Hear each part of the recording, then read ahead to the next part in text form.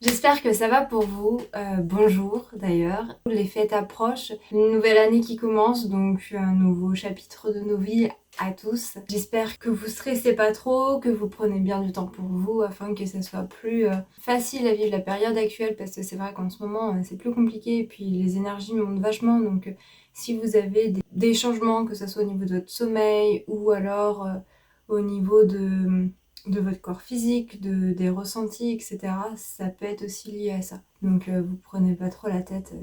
Surtout hier où on était le 12 décembre, c'était aussi un portail énergétique assez fort qui sera rien comparé au 21, mais voilà, préparons-nous à vivre cette nouvelle aventure ensemble. Cette vidéo va parler des flammes jumelles et des âmes jumelles. Je vais vous dire ce que mes guides ont pu m'expliquer. Après, vous en faites ce que vous voulez de cette information. Ça n'engage qu'à moi.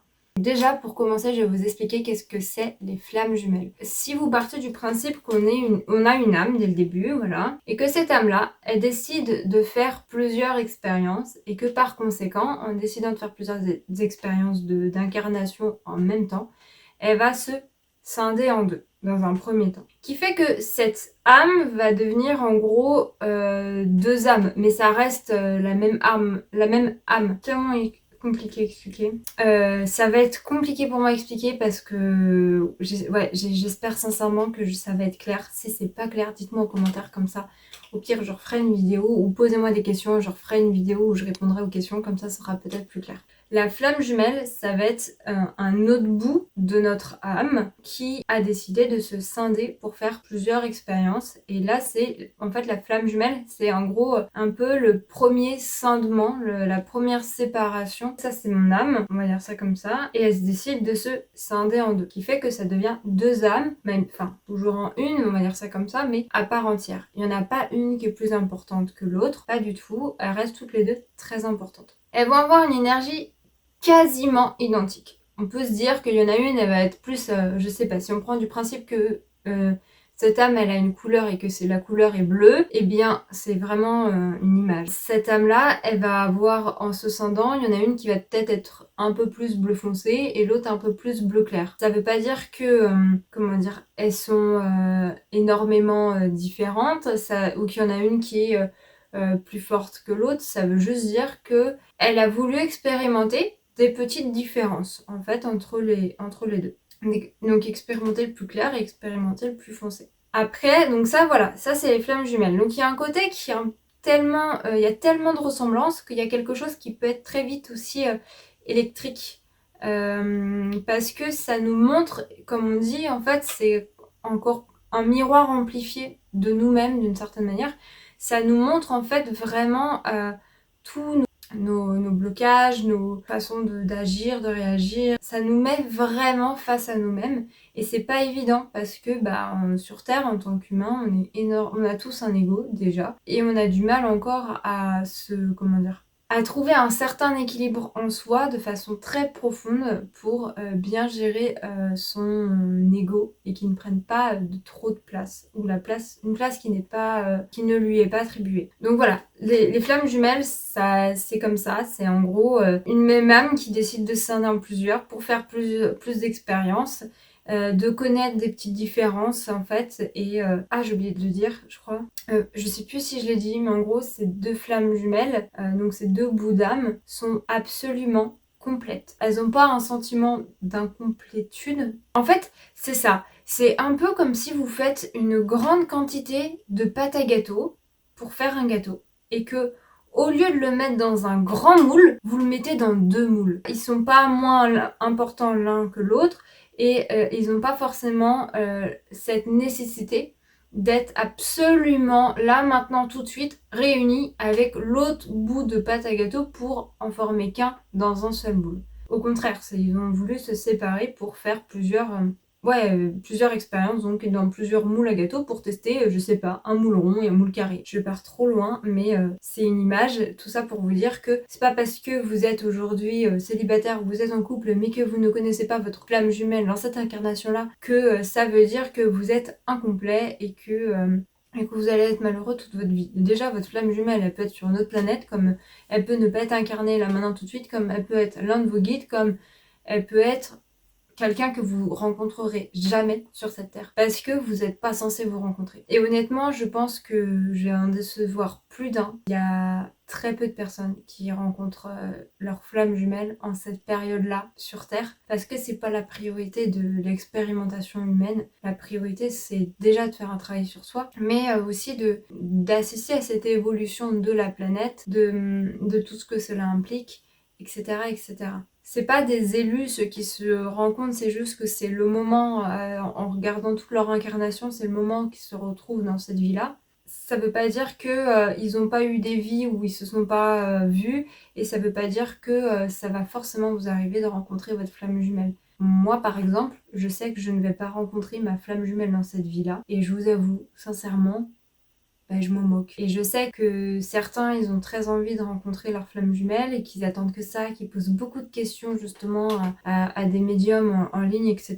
Mais moi, quand j'entends ces questions-là de comment on sait quand on rencontre notre flamme jumelle, eh bien, il y a un côté où moi, je me dis en fait, souvent les gens qui se posent la question parce qu'ils espèrent rencontrer leur flamme jumelle, pour moi, de mon point de vue limité, forcément parce que je suis qu'une humaine, pour moi c'est que la personne n'est pas prête à rencontrer sa flamme jumelle parce que elle doit d'abord expérimenter le fait de ne pas la rencontrer et peut-être que ça lui tuera toute la vie. Mais c'est pas grave parce qu'en fait c'est un choix de l'âme, donc il n'y a pas de souci. Et puis si vous dites oui mais moi je suis prêt, alors déjà vous le savez pas, et qui vous dit que votre bout de flamme jumelle est rendu au même stade que vous à ce moment-là, dans cette incarnation-là, et que cette personne-là est prête, qui dit que cette personne s'est forcément incarnée là, maintenant, tout de suite, près de chez toi. Enfin, il y a tellement de possibilités en fait qu'on ne la rencontre pas. Je pense qu'il faut pas attendre à rencontrer. Si ça vient à se faire, tant mieux pour vous. Si ça vient pas à se faire, mais c'est pas grave parce qu'il y a plein d'autres âmes extraordinaires avec qui on peut faire connaissance, on peut se rapprocher et devenir très proche et tout ça, ou avec qui on a déjà été très proche avant. Voilà, donc franchement, vous formalisez pas pour ça, et honnêtement, moi si je devais choisir entre rencontrer ma flamme jumelle et mon âme jumelle, quand je me dis que la flamme jumelle ça doit vachement dépoter, je préférerais l'âme jumelle parce que l'âme jumelle c'est beaucoup plus doux. Il y a un peu plus de différence et qui fait que on est un peu moins confronté à soi-même, donc notre ego est un peu moins titillé, qui fait que c'est plus facile à gérer. Alors, qu'est-ce que c'est maintenant une âme jumelle? Ça, c'est flamme jumelle. Les âmes jumelles, elles vont se scinder en deux. Voilà. Donc là, je vais vous reprendre comme ça va être plus simple pour expliquer. Donc les âmes jumelles, elles sont à nouveau aussi complètes. C'est le même principe que le moule que je vous ai expliqué avant avec la pâte à gâteau. C'est juste des moules un peu plus petits qui fait que ça laisse plus de place à la différence. Par exemple, on va dire, je sais pas, celui-là, cette âme-là, ce bout d'âme-là est passionné de photographie. Celui-là, elle va être passionnée, je sais pas moi, d'animaux. Je dis n'importe quoi. Alors que lui, ça va être passion photo de nature. Enfin, plus précis. Lui adore les animaux. Celui-là, ce bout d'âme, ça va être passionné de, je sais pas moi. Celui-là, ça serait communiquer. Donc peut-être, imaginons que cette personne, sa passion est devenue un métier et que ça correspond, on va dire, à être psychologue. Donc écouter, conseiller, voilà, les gens. Et peut-être que celui-là, ça va plutôt être l'enseignement, donc professeur. Et donc, il y a encore un principe de communication qui est là, il y a encore un rapport avec la nature qui est très présent. Mais on va dire que tout ça se rejoint, en fait. De base, c'est la même personne, c'est la même âme. Alors, je prends le terme âme, mais ça se trouve, c'est même pas le bon terme. Moi, je prends les termes qui, moi, me parlent, personnellement. Tout ça pour dire que si donc cette personne-là, elle est complètement complète, cette personne-là aussi, cette personne-là aussi, cette personne-là aussi. Il n'y a pas, comment dire, ces personnes-là, ces bouts d'âme-là peuvent très bien faire une incarnation ou même encore à nouveau se resscinder, mais en étant entièrement complet et heureux et heureuses de leur incarnation.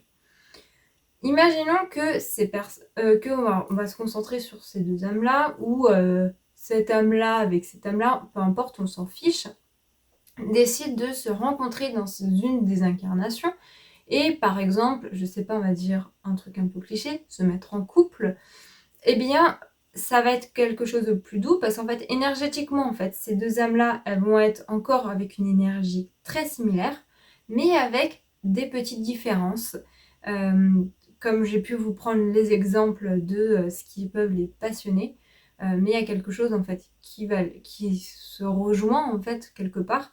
Donc c'est être face à soi-même, mais avec un peu plus de différence, ce qui fait que c'est un peu plus facile. Les flammes jumelles, en fait, ça dépote bien parce que l'énergie est encore plus similaire et donc ça laisse plus de place en fait à un côté électrique et à des réactions en fait qui peuvent être beaucoup plus rapidement dans des extrêmes émotionnels si on ne sait pas gérer ses émotions et son mental et son ego, donc ça peut très vite partir en vrille. Après, je tiens quand même aussi à vous dire qu'il faut faire super gaffe parce qu'il y a aussi les manipulateurs qui peuvent se faire passer pour votre âme jumelle, votre flamme jumelle, votre âme sœur ou qui vous voulez.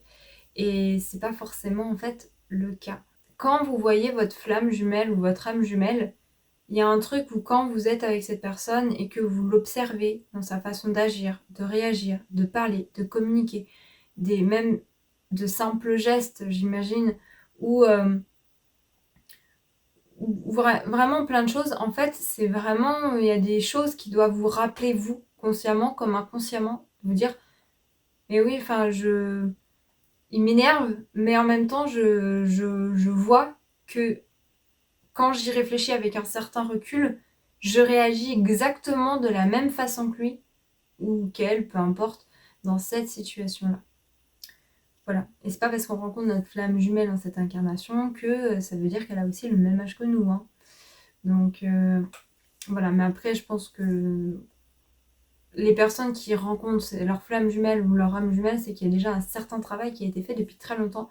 Et je pense qu'il y a aussi une grande gestion des émotions. Mais quand je dis gestion des émotions, c'est pas intériorisation, hein, c'est vraiment avoir un savoir éviter de monter trop dans les tours et savoir écouter son émotion, l'accepter avec amour et sans partir dans des extrêmes, avoir un certain équilibre. Et je pense que c'est des personnes qui arrivent à un stade où elles ont tellement évolué en fait dans leur incarnation, dans différentes incarnations, qu'elles décident d'expérimenter en fait les retrouvailles dans par exemple cette incarnation-là, pour pouvoir aller encore plus loin dans leur processus de travail sur eux-mêmes. Mais on peut très bien être amené à rencontrer notre flamme jumelle, pas sur Terre, hein. Ça peut être sur des planètes où il y a beaucoup plus de conscience, ou qui sont beaucoup plus évoluées. Et donc voilà, c'est pas parce que là vous avez entendu parler des flammes jumelles que ça veut dire que vous avez forcément rencontré votre flamme jumelle, etc. Et il y a aussi malheureusement beaucoup de personnes qui vont dire on s'est connus dans une autre vie. Moi j'étais Jésus, toi t'étais Marie-Madeleine. Généralement c'est plutôt comme ça que ça se passe. C'est genre moi j'étais encore mieux que toi. Voilà, toujours il y a un côté de j'étais quand même un peu mieux que toi. Tout ça pour dire qu'il faut aussi se méfier les gens qui peuvent avoir ce type de discours. C'est pas forcément vrai et c'est pas forcément sain de dire ça. Coucou, je suis en plein montage et il y avait des choses que je voulais revenir dessus vite fait parce que j'ai oublié de vous le dire. C'est déjà, là je vous ai parlé des manipulateurs et des manipulatrices qui sont dans le milieu spirituel et qui peuvent vous sortir de ce que moi personnellement j'estime des bobards, en mode oui, t'as été une personne très importante dans l'histoire, moi aussi, mais moi j'étais un peu plus au-dessus que toi, hein, comme je vous expliquais.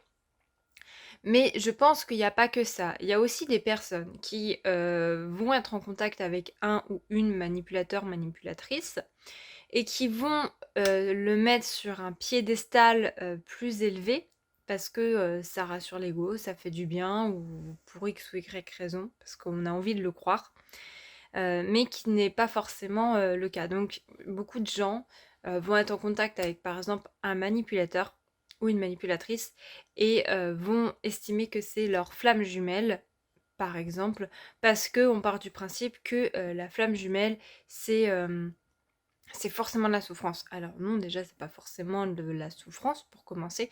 Et de toute façon, quand on n'est pas bien dans une relation, qu'elle soit amoureuse, amicale, professionnelle ou autre, c'est important de savoir se préserver et de partir si on ne s'y retrouve pas.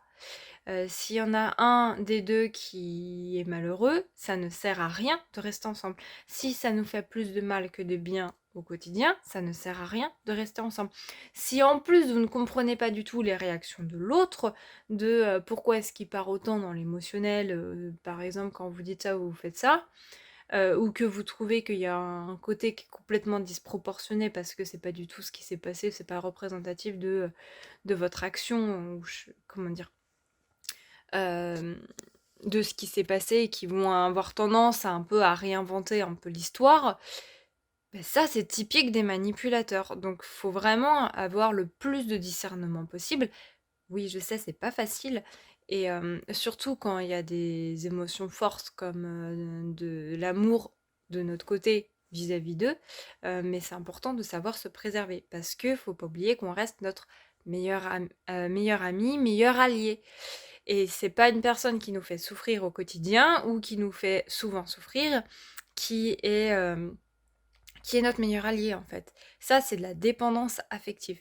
C'est-à-dire, c'est vouloir ressentir comment dire, à nouveau des moments forts avec un certain lien et une certaine complicité qui fait du bien et qui est très forte et qui nous fait monter sur un petit nuage très rapidement. Mais si c'est un coup que c'est comme ça, et puis les 2 tiers du temps, en fait, c'est s'en prendre plein la tronche, c'est pas normal. Ça, c'est un comportement typique de manipulateur. Ou alors, c'est une relation malsaine, parce qu'en fait, là, je dis par l'extrême, en fait, que souvent, c'est des manipulateurs, mais il y en a des fois, en fait, on va avoir un comportement typique de manipulateur sans pour autant être un manipulateur, parce que je pense que alors, je suis désolée si je vous perds, mais en gros, je pense qu'on a tous un côté en nous qui peut être manipulateur et manipulatrice. Bon, bah, faut arrêter de croire qu'il y a des gens qui sont parfaits et qu'ils sont que la bonté incarnée. Non, je pense qu'on a tous eu des moments plus ou moins dans la manipulation, parce que certains disent que ça fait partie de notre ADN et je suis pas fermée à cette idée, honnêtement. Mais bref, je vais arrêter avec la manipulation parce que c'est pas le sujet de la vidéo. Mais il y avait vraiment un truc qui est pour moi hyper important et que j'insiste bien là-dessus. J'avais commencé à l'écrire sur la vidéo, mais c'était trop long. Donc je vais vous le lire parce que ça sera plus simple pour moi. La situation 1-2. Donc là, je parle des manipulateurs qui sont dans le milieu spirituel. Donc j'avais terminé avec ça. Donc là, je reviens là-dessus avec la situation inverse, où il y a le manipulateur ou la manipulatrice qui n'est pas forcément dans le milieu spirituel et qui ne va pas forcément vous sortir le truc moi j'étais quelqu'un d'extraordinaire et puis toi un peu moins. Ça va être la situation inverse où le manipulateur ou la manipulatrice n'est pas dans le milieu spirituel, mais que vous, si. Donc c'est la situation... Enfin, je dis vous, mais ça peut être n'importe qui d'autre, hein, comme ça peut être moi, enfin voilà. La situation inverse peut exister aussi.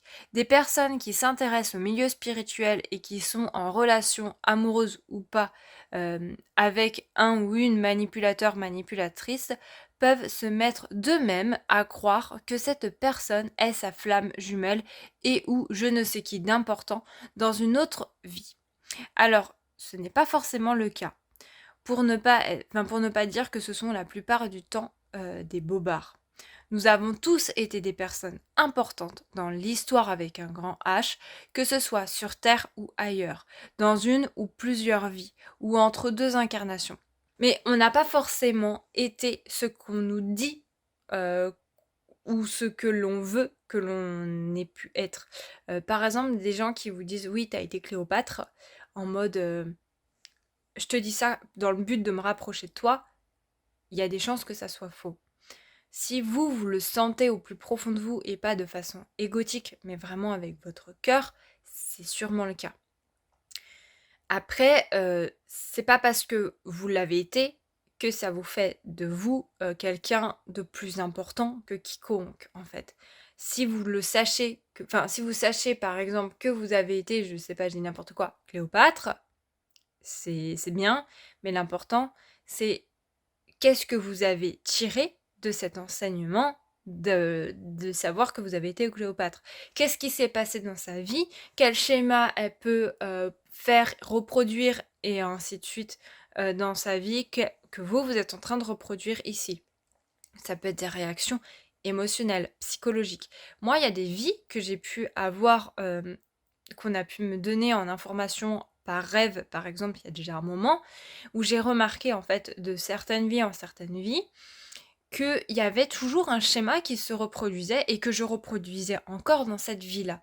Je vais pas vous dire parce que voilà, c'est mon expérience et mon évolution personnelle et que voilà, ça reste privé et que c'est pas du tout le but de la vidéo. On s'en fiche complètement. Mais voilà, le but de connaître ses vies antérieures, et là je m'égare, mais c'est pas pour se valoriser, c'est pour en tirer un enseignement. Ça, c'est hyper important.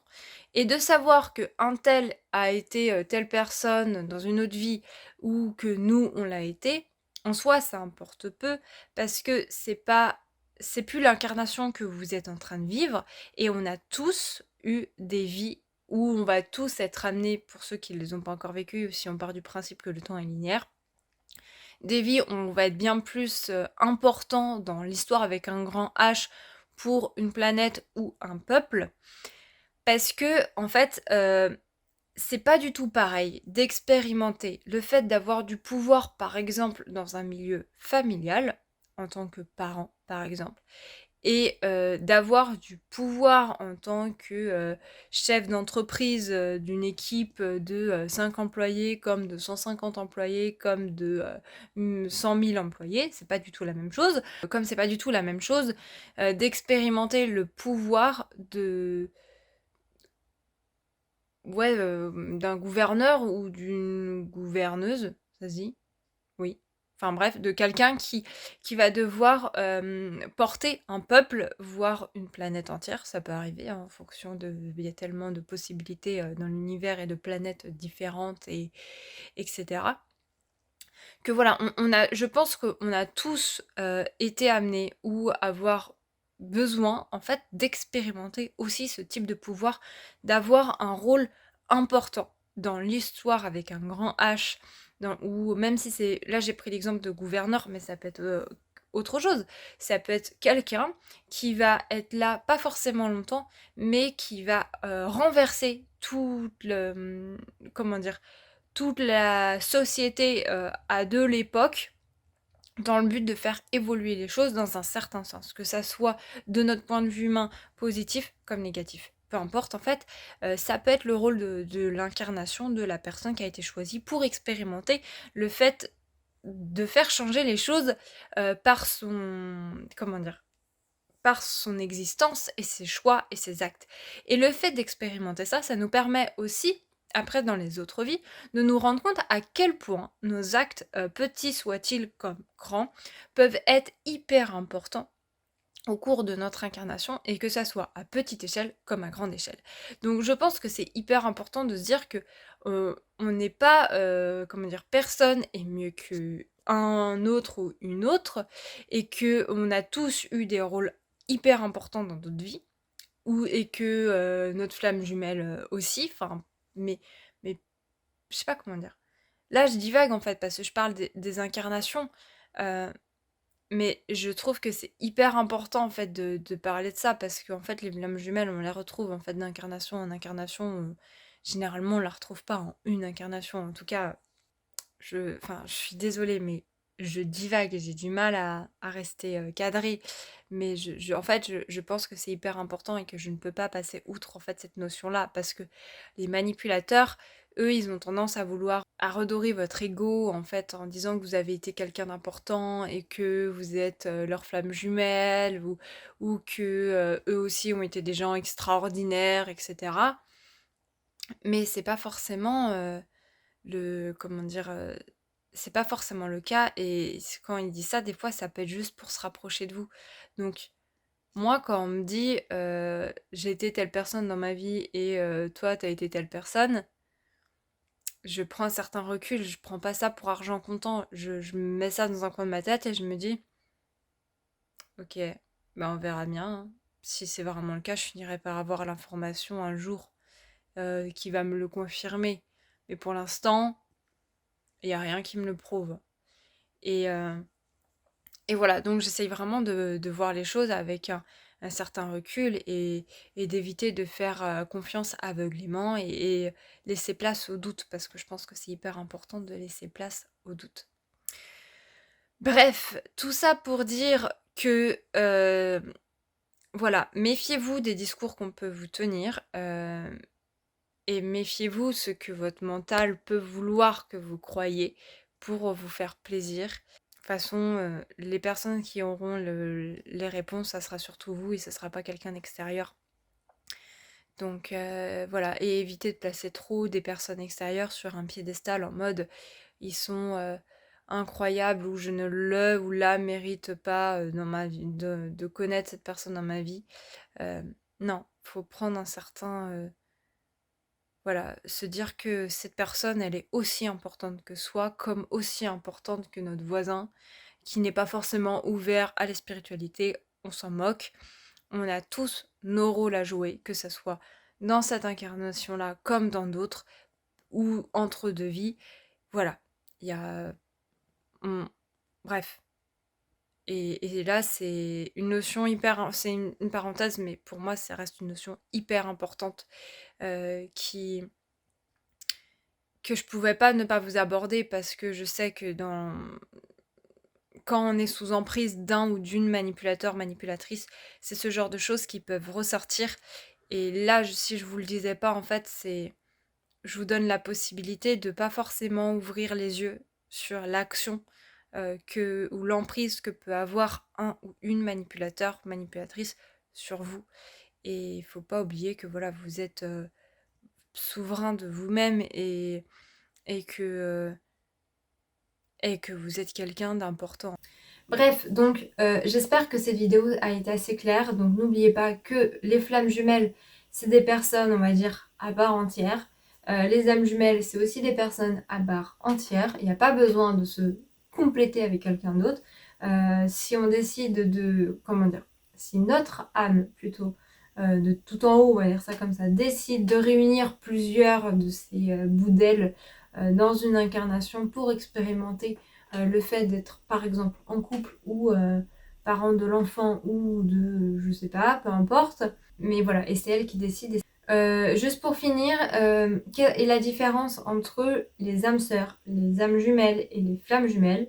Pour moi, les âmes sœurs, ce sont des âmes avec qui on a été proche dans d'autres vies, avec qui on a créé du lien. Par exemple, une âme sœur, c'est, vous voyez, Adèle, que vous avez déjà pu voir dans plusieurs vidéos, que je vais vous en mettre une là, notamment Soyons vrais. Je me souviens qu'elle avait fait cette vidéo-là ensemble. Sinon, il y avait le premier vlog aussi où elle apparaît, où on la voit dans un lac. C'est rigolo. Bref, avec Adèle, quand je l'ai vue la première fois, j'ai tout de suite su qu'on allait devenir des amis très proches. Et, et voilà, je l'ai tout de suite su, je l'ai tout de suite ressenti. Elle ne l'a pas du tout ressenti, donc des fois j'avais une façon d'agir où j'étais juste moi et genre j'hésitais pas à dire certaines choses ou à faire certaines choses en mode de toute façon dans tous les cas on va devenir amis proches, donc genre limite c'est du tout cuit quoi. Et elle comprenait pas, il y avait un côté qui était un petit peu genre déstabilisant, parce que se disait mais elle est vachement familière avec moi. Et en gros, je schématise un peu mais c'était ça. Et, euh, et en fait, effectivement, on est devenus des amis très proches, mais c'est parce qu'on a eu d'autres incarnations où on a été proches et qui fait que bah on s'est retrouvés. Donc voilà. Et dans cette vie-là, parce qu'on a décidé de se retrouver et faire un bout de chemin ensemble en tant qu'amis. Il y a d'autres personnes. En fait, mais il y a énormément de personnes dans votre entourage qui sont des âmes sœurs sans même que vous le sachiez. Que ce soit souvent vos parents, enfin généralement c'est ça, ouais, les parents, les, ça peut même être les grands-parents, les amis, la famille, les conjoints ou les conjointes, les enfants. On les connaît aussi d'avant, en fait, de d'autres vies. Et il y a des gens, effectivement, ça nous arrive quand même de rencontrer des gens qu'on ne connaissait pas avant, enfin, avant, tout est relatif. parce que le temps n'est pas linéaire, mais dans d'autres vies. Et on peut créer du lien justement avec ces personnes-là dans cette temporalité-là et ça va devenir des âmes sœurs. En fait, c'est comme si dans un jeu vidéo, vous faites plein de parties différentes et que forcément toutes les personnes ou les personnages que vous allez rencontrer de partie en partie, vous allez devenir vous allez créer des affinités avec de plus en plus de personnages et donc à chaque fois que vous allez vous réincarner dans une nouvelle partie, vous allez avoir encore plus de personnes que vous connaissez, que vous allez vouloir retrouver dans votre nouvelle partie ou certains d'entre eux, etc. Après, il y a aussi des personnes qu'on a pu connaître qui sont sur d'autres plans et qu'on ne verra pas avec nos yeux, qui seront pas humains en fait dans cette vie-là. Mais c'est pas grave, en fait, ils sont là aussi pour certains pour nous aider, nous aiguiller, etc., etc.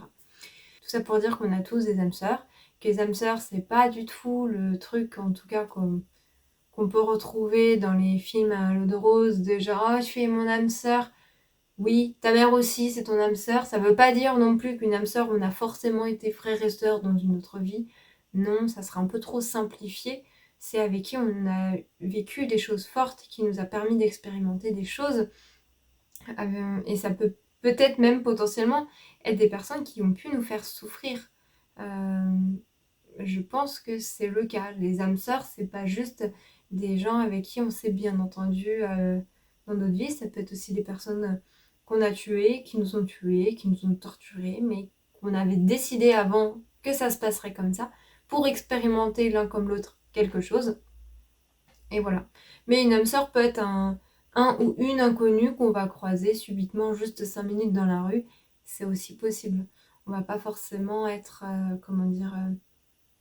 proche avec toutes nos âmes sœurs. Moi, il y a plein de personnes que j'ai déjà pu rencontrer et me dire, mais cette personne, je la connais, je l'ai déjà vue. Alors qu'en fait, non, je l'ai jamais vue et on n'est jamais devenu proche par la suite. Mais il y avait déjà quelque chose où je me disais, je sais pas, mais je la connais, cette personne, je l'ai déjà vue, mais je n'arrive pas à savoir où. Pardon, ça a coupé. Donc je vous disais en gros, voilà. Dernière chose, il faut aussi faire la différence parce qu'il y a aussi des personnes qui peuvent rencontrer une âme qui a une énergie extrêmement similaire à la sienne euh, et qui vont se dire que c'est des flammes jumelles alors que pas du tout. En fait, ça peut être des âmes sœurs, tout simplement. Moi, je me souviens, il y a un garçon dont j'étais éperdument amoureuse quand j'étais au collège et j'avais vraiment ce sentiment que on était d'une certaine manière pareil, alors que on n'était pas vraiment pareil, je le savais, je le sentais. En fait, c'est hyper désagréable cette guirlande, je suis désolée, je vais mettre comme ça va être un peu moins désagréable. Mais, ouais, il y a un côté bien plus énergétiquement, je sentais qu'il y avait quelque chose de très très proche qui nous reliait. Quand nos regards se croisaient, j'ai l'impression que limite le monde n'existait plus, qu'il y avait un lien en fait très très très fort. Et en fait, je pense que c'est on était des âmes sœurs, mais dans le sens qu'on a été des âmes dans d'autres vies, où on a voulu expérimenter des choses ensemble en étant très proches. Avec ce garçon, on avait, je pense à l'époque, vraiment un lien qui nous reliait parce qu'on a eu des expérimentations de vie en commun, ensemble, dans le sens où on s'est retrouvés et on a dû peut-être sûrement être amoureux dans notre vie en étant ensemble. Mais pour autant, je pense pas que c'était ma flamme jumelle. En fait, notre énergie, elle était très similaire, mais à un moment donné de notre vie, que maintenant, il y a des choses qui ont vachement changé, en fait. C'est comme si on prend l'exemple à nouveau des couleurs avec l'âme. Imaginons que ça, c'est mon âme et que la couleur de mon âme, c'est vraiment une image, je schématise, est violette et que je décide d'expérimenter le jaune comme le bleu et qu'à un moment donné dans ma vie je me retrouve à expérimenter en fait le bleu clair, je sais pas pourquoi, à dire le bleu clair, et que l'autre, on va dire ce garçon-là, imaginons que si on devait lui donner une couleur, ça serait bleu foncé, quand on regarde la totalité de l'énergie qu'il a pu avoir dans sa vie, donc la couleur qu'il a pu avoir, eh bien lui, ça serait bleu foncé. Et à ce moment-là, où on se serait rencontrés, tous les deux, on aurait eu une énergie à peu près bleu clair, donc tous les deux bleu clair. clair, mais dans une teinte légèrement différente, qui fait qu'il y a cette impression de waouh, cette personne c'est genre mon âme jumelle, mon âme sœur, ma flamme jumelle ou tout ce qu'on veut. Non, c'est juste une âme sœur qui a une énergie très similaire à soi, à ce moment-là donné de notre vie. Et quand on regarde comment dire, sur le plus long terme, et bien avec beaucoup plus de recul, on se rend compte qu'en fait, non, la couleur peut être radicalement différente. Voilà. Donc, c'est pas parce qu'on rencontre quelqu'un une fois ou à une période de notre vie où on se dit cette personne, c'est forcément mon âme sœur, mon âme jumelle ou une flamme jumelle. C'est pas forcément le cas. Ça peut être tout simplement une âme sœur ou une âme qu'on rencontre pour la première fois, qu'on n'a jamais rencontrée en incarnation et qui peut avoir malgré tout une énergie très similaire à la nôtre. Voilà. Donc, il y a vraiment plein de possibilités différentes. Bref. Sur ce, je vais vous faire plein de gros bisous. N'hésitez pas à liker et partager, que ce soit mes vidéos, mes posts Instagram par exemple. Vous allez voir mon compte Insta à la fin de cette vidéo. Comme ceux de d'autres comptes parce que ça aide vachement et l'algorithme est pas très sympathique en ce moment, on va pas se mentir. Mais voilà, donc n'hésitez pas, ça aide, vous n'imaginez pas à quel point. Et puis, dernière chose, ah oui, je fais aussi des vlogs une fois par semaine qui tombent les samedis quand j'arrive à l'heure, sinon c'est le dimanche. Et voilà, donc n'hésitez pas aussi à aller regarder mes vlogs où je vous partage des petits moments de mon quotidien comme des réflexionnements, des questions que je me pose, des problématiques que je peux rencontrer. Et le but, c'est vraiment de vous montrer dans ces vlogs que j'ai un quotidien en fait qui est comme vous, il y a des prises de tête, c'est pas forcément toujours évident de gérer les émotions, il y a des doutes, il y a des problématiques, mais il y a aussi des apprentissages dans plein de petits événements du quotidien comme plus grands. Et que je partage avec vous pour montrer que voilà, on est les gens qui peuvent être, on va dire, plus spirituels dans le sens certains, par exemple thérapeutes, etc. Faut pas oublier que c'est des gens normaux qui ont aussi leurs blessures à travailler, qui ont aussi leur quotidien comme tout le monde, et voilà, et comme vous, et que on est, comment dire, que personne est mieux, mais que voilà, j'ai envie de un peu casser l'image de un peu du surhomme parce que la personne elle est s'intéresse à la spiritualité ou est dans le milieu spirituel. Pas du tout. C'est vraiment on peut dire qu'on est tous des gens lambda qui sont très importants sur cette terre pour faire plein de choses. Bref, je vous fais plein de gros bisous, je vous dis à bientôt et puis je vais continuer à travailler. Bye.